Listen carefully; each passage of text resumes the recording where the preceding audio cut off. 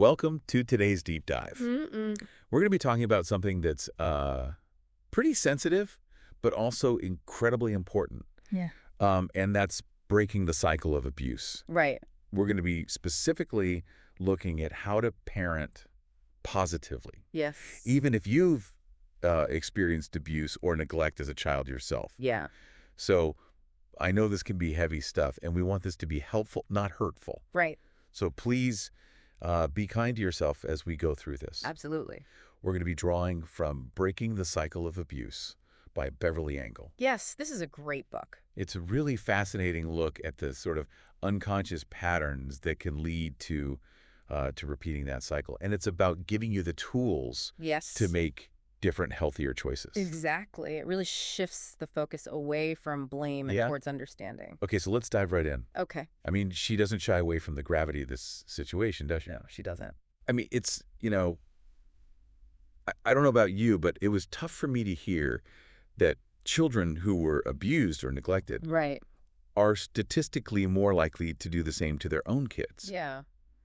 But I appreciated that it wasn't presented in a way Right. that made it feel like a foregone conclusion. Exactly. It's not a foregone conclusion at all. There's hope and there's a Right. lot that can be done. And I think Right. that's what's so valuable about this book is that it doesn't present it that way. Yeah. It's about understanding the influence of the past Right. without surrendering to it. Okay.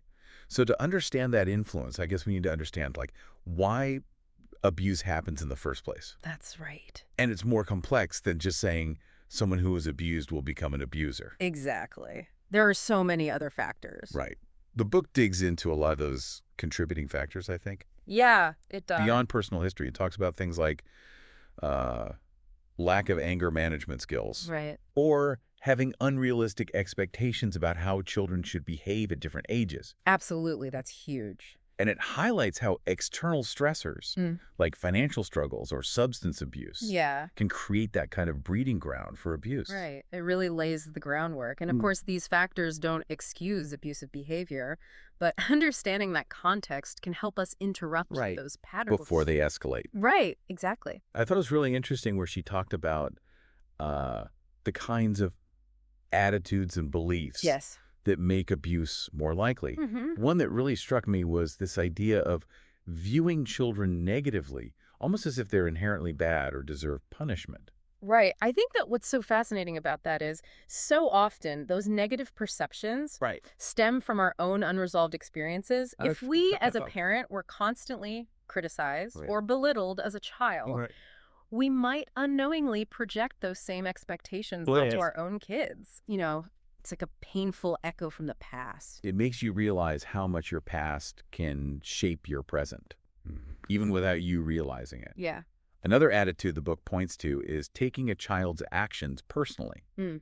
So instead of seeing a tantrum, for example, as a normal developmental stage, it's perceived as a personal attack. Absolutely. Yeah. That's where I think understanding child development Right. becomes so crucial, Yeah. which we'll definitely delve into more. Yeah. You know, for example, knowing that toddlers are still developing emotional regulation skills, Right. that can help parents respond with patience Right. instead of anger. There's also a section about spanking, which I thought was particularly relevant, Mm-hmm. given how common it still is Yeah. in some circles. You know, and the book thankfully debunks that myth Right. of spanking being an effective Yeah. form of discipline. I mean, decades of research Yeah. shows that it's not only ineffective, but can actually be harmful, Yeah. you know, leading to increased aggression, Right. anxiety in children, Yeah. because it teaches them that violence is an acceptable way to solve problems. Right. Which is the opposite of what we want. Exactly. Right. So I guess, like, if those are the risk factors and harmful attitudes, then what does she offer as a roadmap for preventing abuse? Mm-hmm. I really liked how she laid out this good parent checklist, Yes. but it's not about being perfect. No, Like- it's not about personality as much as it is about skill development. Right. And the book talks about things like patience, Right. flexibility, a tolerance for intrusion, Which which, let's be honest, is Hey. huge when you're dealing with little kids. Right. And then, you know, that big one, Yeah. selflessness. And these aren't traits you're born with. No. These are skills that you can learn and strengthen over time. Exactly. She gives this great anecdote about a mom who was rushing her son in the morning Mm-hmm. and how that impatience triggered this chain reaction Yeah. of negativity. Yeah. And it just highlights how everyday situations can escalate so quickly. And that's why flexibility is so key. Yeah. Because kids are unpredictable. Plans change, Right.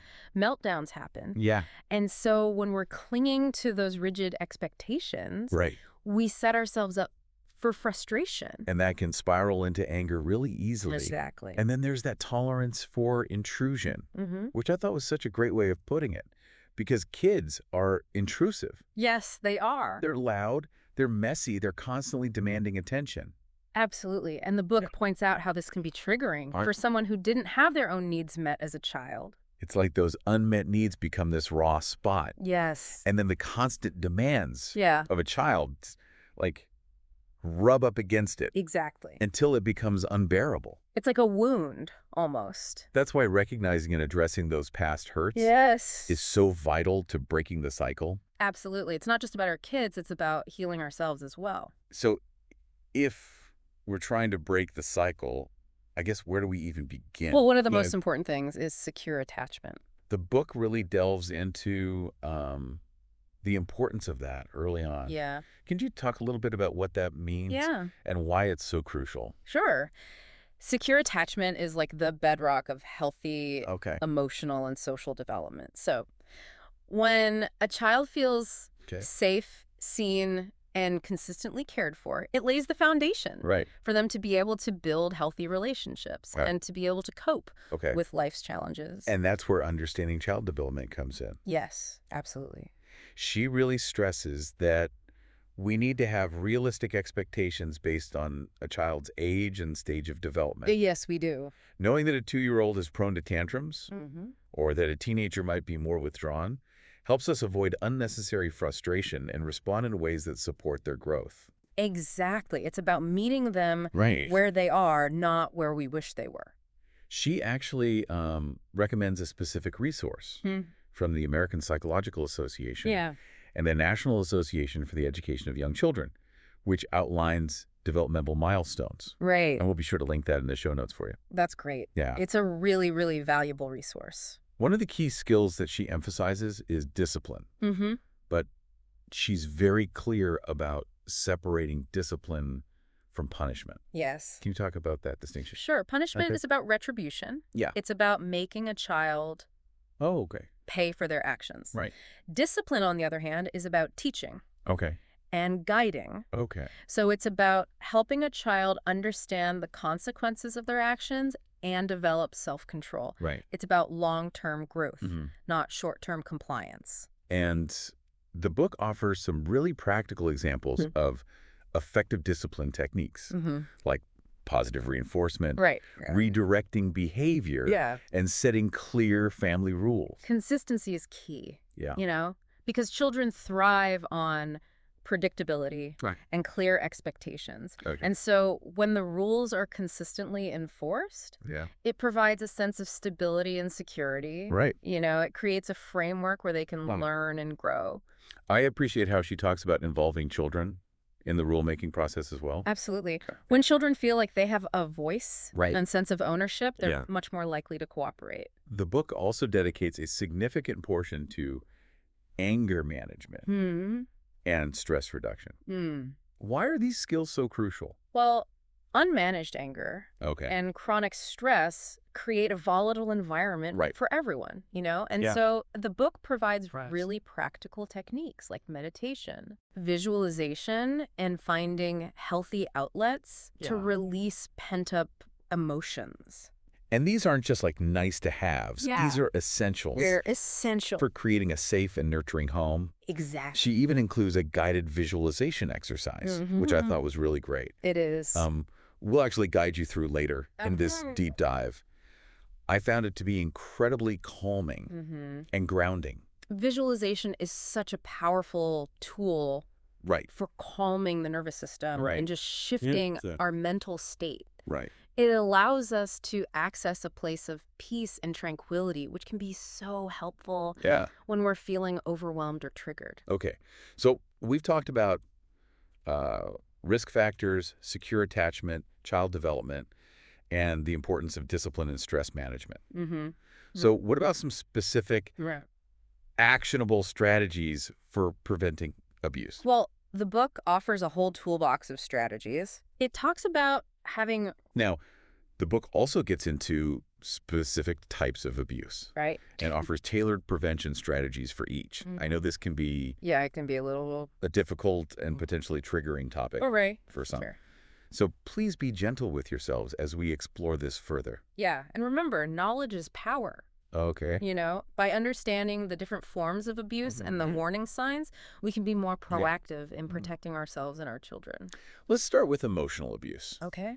The book includes a questionnaire to help parents identify potential warning signs in their own behavior. Yes. And I found it to be, honestly, a bit challenging. Yeah, it can be. But really insightful. Yeah, I think it's a really powerful tool for self-reflection. Right. And it encourages honesty and introspection without judgment, you know? Right. It's about recognizing our own triggers and developing healthier coping mechanisms.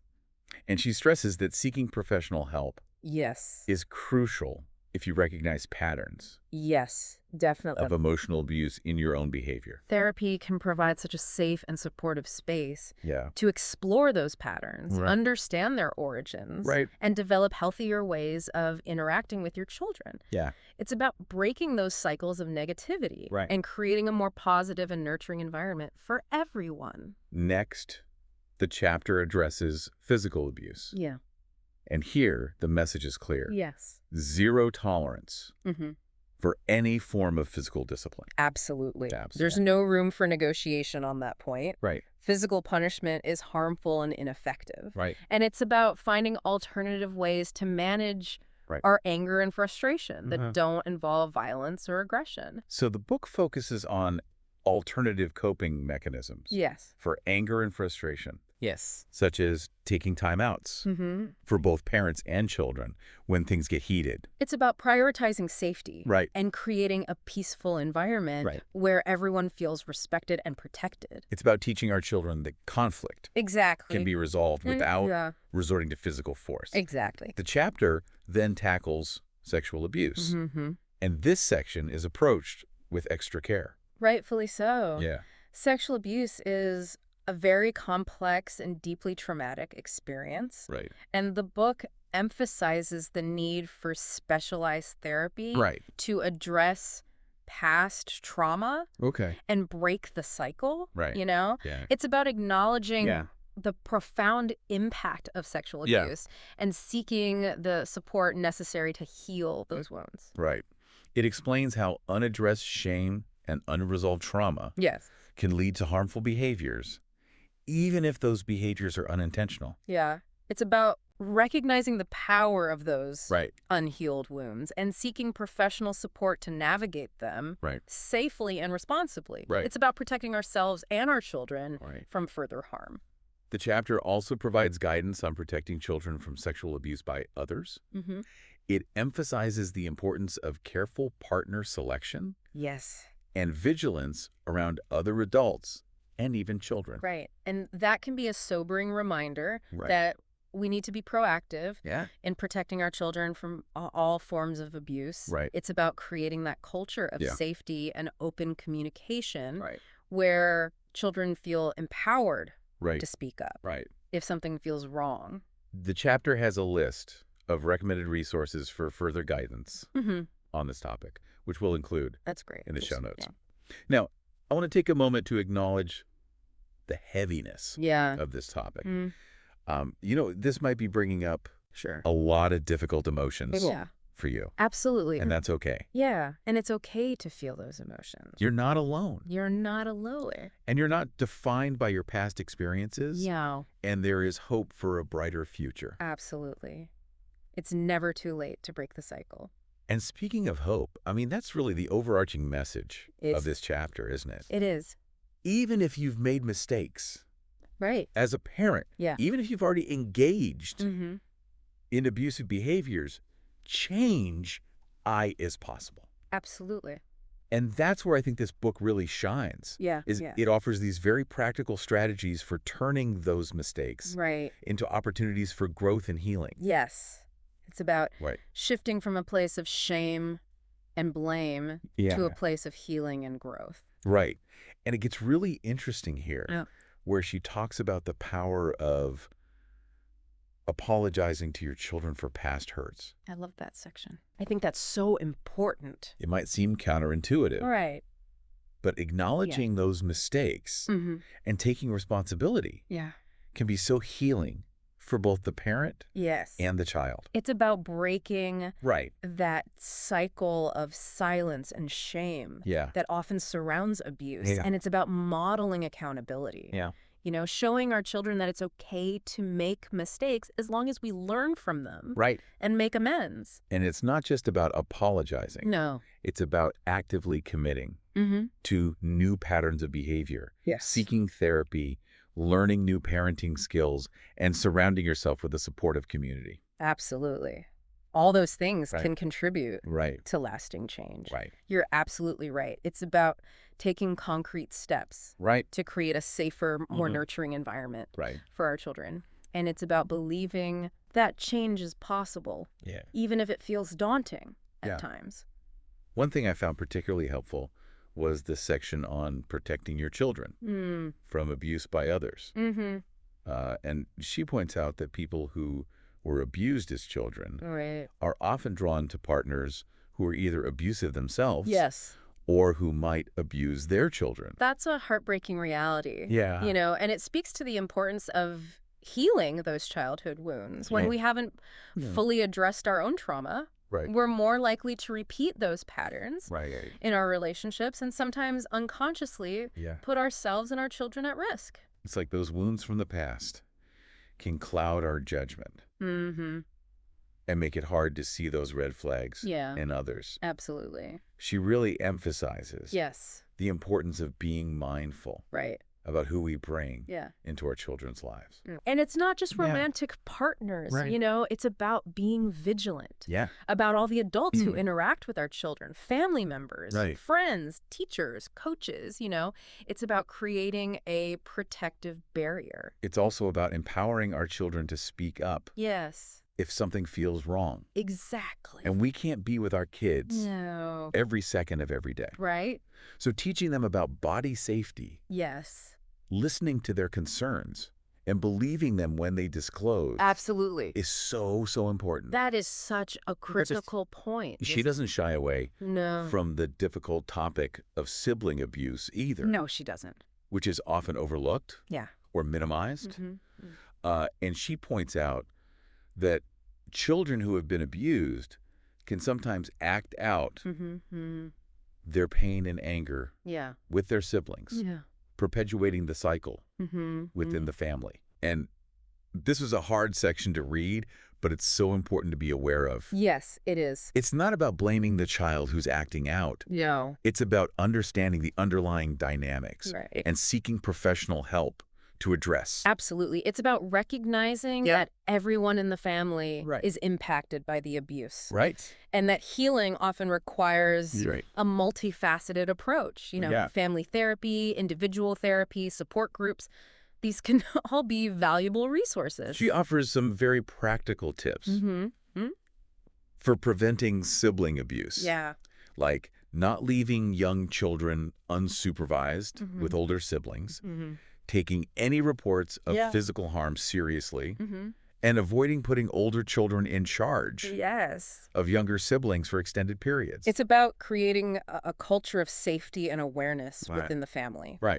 Where children feel comfortable speaking up and parents are attuned to those subtle shifts in dynamics. It's about building a home where everyone feels seen, heard, and protected. And she reminds us that protecting our children is an ongoing responsibility, not a one-time fix. No, it does not. It requires constant vigilance, open communication. Absolutely. And a willingness to seek help when needed. Yes. It's a journey, not a destination. It's a journey, yes. And it's a journey that requires immense courage and strength and resilience. But what I find so inspiring about her work is that she never loses sight of the possibility of healing and transformation. She believes in the human capacity for change. She does. Even in the face of unimaginable adversity. Yes, and that belief is contagious. It gives me hope that even if we've stumbled or fallen short in the past, that we can always choose a different path, a path that leads towards healing and wholeness. Absolutely. It's never too late to break the cycle and to create a legacy of love and resilience. Yeah. I'm curious, what personally stood out to you in this chapter? Well, what I found most powerful was the emphasis on self-compassion. Okay. Because breaking the cycle is hard work. It requires us to confront painful memories, challenge deeply ingrained beliefs, and develop new ways of relating to ourselves and our children. It's a process. It's not for the faint of heart. It's not for the faint of heart. It can be really messy and uncomfortable. And at times incredibly discouraging. And so self-compassion is so essential, you know? It's about treating ourselves with the same kindness and understanding and patience that we would offer to a dear friend. Going through a difficult time, it's about recognizing that we're doing the best we can with the resources that we have, host speaker. And that's about recognizing that we're doing the best we can with the resources that we have, and that even small steps forward are worthy of celebration. That's such a powerful reminder, especially for parents who are like struggling with guilt and shame and self-blame. It's easy to get caught up in those negative self-talk cycles. Absolutely. But the truth is we're all works in progress. And we're all capable of growth.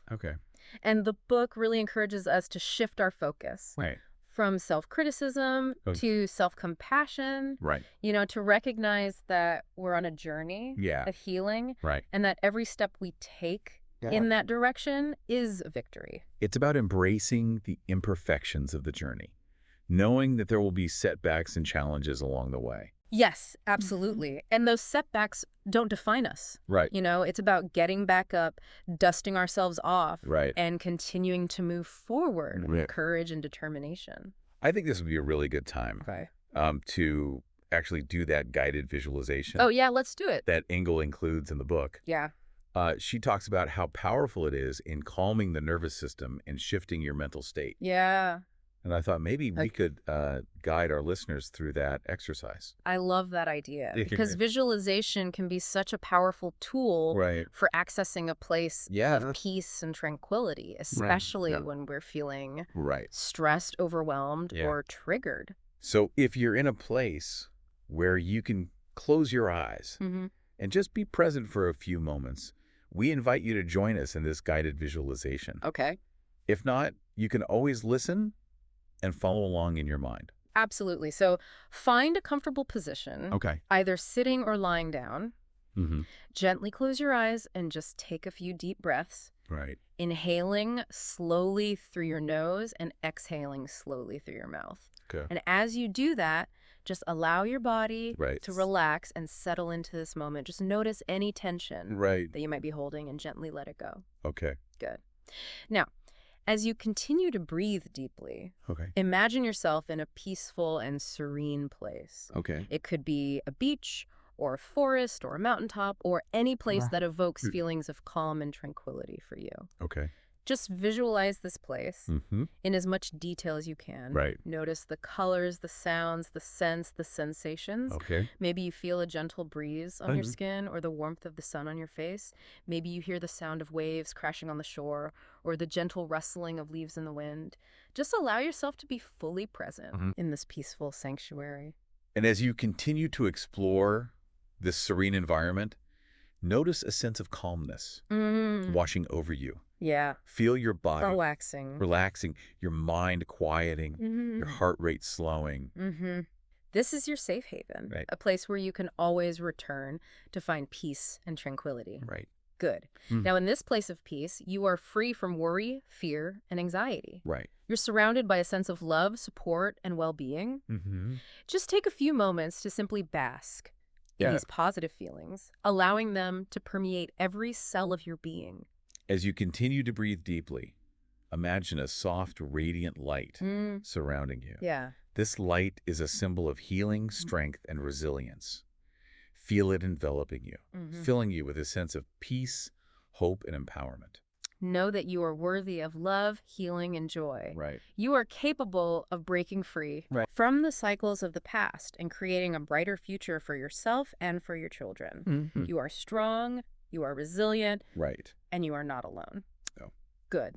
Now take a few more deep breaths, allowing yourself to savor this feeling of peace and tranquility. And when you're ready, gently open your eyes and bring your awareness back to the present moment. Okay. Good.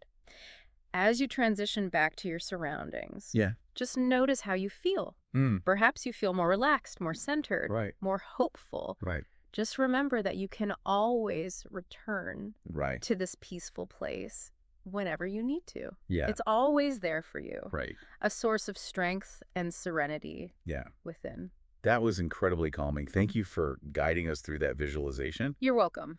I think it's a perfect reminder that amidst the challenges and complexities of breaking the cycle of abuse, that there are also moments of peace and tranquility available to us. And that we have the power to access those moments whenever we need them. You know?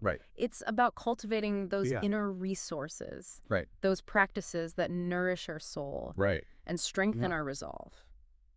We've covered a lot of ground in this deep dive, exploring the complexities of abuse, the impact of trauma, and the path towards healing. It's been emotionally intense. It has been. But I hope our listeners are leaving with a sense of hope and empowerment. I hope so, too. And I think it's important to remember that breaking the cycle is not a linear process. There will be ups and downs. You know, moments of progress and moments of setbacks.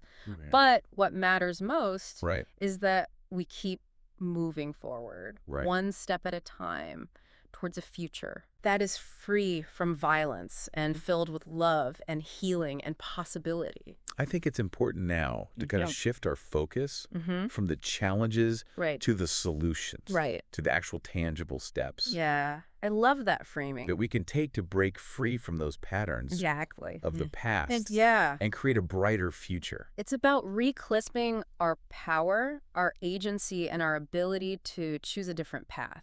It's about remembering that we are not defined by our past experiences, but rather by the choices that we make in the present moment. And those choices, no matter how small they might seem, have the power to like ripple outwards and create this wave of healing and transformation. They do. That extends far beyond ourselves. Absolutely. We'll be back after a short break to explore those choices and to discover the many ways we can break the cycle of abuse and build a legacy of love, resilience, and hope. Welcome back to our deep dive. As we move into this last part of our conversation, I want to shift our focus from, kind of the complexities of the problem to those possibilities for healing and transformation. I know this has been a lot to process, and some of it might have been triggering for you. So. Absolutely. And it's important to acknowledge that. This topic can bring up a lot of difficult emotions, you know? If you are feeling overwhelmed, please remember that you're not alone, and there are so many resources available to support you. The book has a really extensive list of hotlines, websites, organizations that can provide guidance and assistance. And we'll be sure to include all those in the show notes as well. Yes, absolutely. And just remember, seeking help is a sign of strength, not weakness. It's a testament to your commitment to breaking the cycle. But as we turn towards solutions, one of the things that I thought was so powerful was her emphasis that it's never too late to change.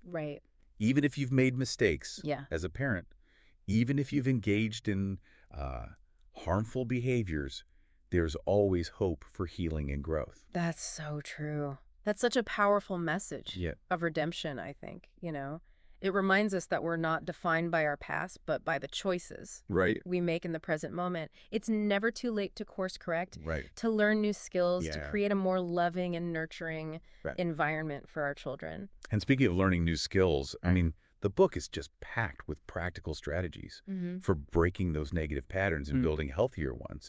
It's about shifting, like from reacting to responding, from fear to love, from control to connection.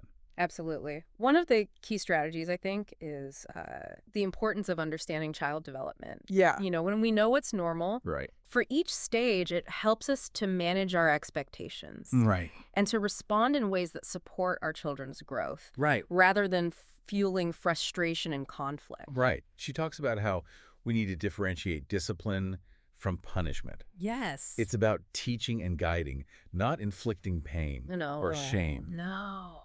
Right. She offers this whole toolbox of alternative discipline techniques, positive reinforcement, redirecting behavior, setting clear limits, creating that consistent, predictable environment. And those techniques are so much more effective than, the traditional methods like yelling, spanking, shaming, which often backfire and create more problems in the long run. Right. It's about shifting our mindset from one of control to one of collaboration. Right. Seeing our children as partners.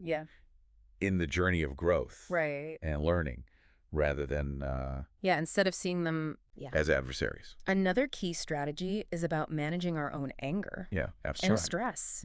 Right. We talked about, how those unhealed wounds can make us more reactive and more easily triggered. And she offers such practical techniques like mindfulness, deep breathing, visualization, finding healthy outlets for releasing pent-up emotions. Right.